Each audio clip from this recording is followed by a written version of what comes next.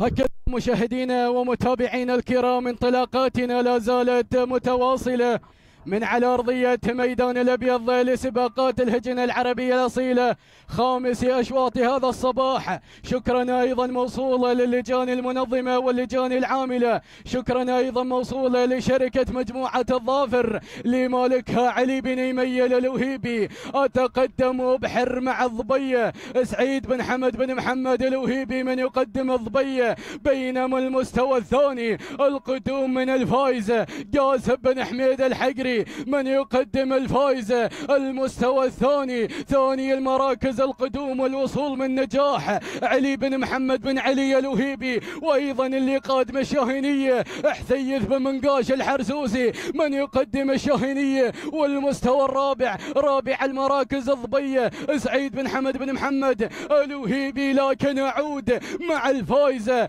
اعود مع الفايزة قاسم بن حميد الحقري من يقدم الفايزة. المستوى الثاني نجاح علي بن محمد بن علي الوهيبي، وايضا القادمه الواصل الظبيه سعيد بن حمد بن محمد الوهيبي يقدم الظبيه. شوف اللي قادمه من الصفوف الخلفيه، وصلت شواهين بدر بن حمد بن سعيد الينيبي من يقدم شواهين. الكل بدا بالانطلاق، الكل بدا بالتحرك، وصلت غايه عبد العزيز بن حمد الوهيبي. لكن الفايزه، لكن الفايزه على البدايه الاولى قاسم بن حميد الحقري. شوف القادمة، شوف وصلت هملولة هجن صندوق ميدان الأبيض، متابعة محمد بن حمد بن شطيط الوهيبي من يقدم هملولة. لكن الفايزة وأيضا شواهين بدر بن حمد بن سعيد الينيبي، الينيبي والوهيبي والحقري، الكل بدأ بالانطلاق ما شاء الله وتبارك الرحمن. الفايزة، الفايزة قاسم بن حميد الحقري،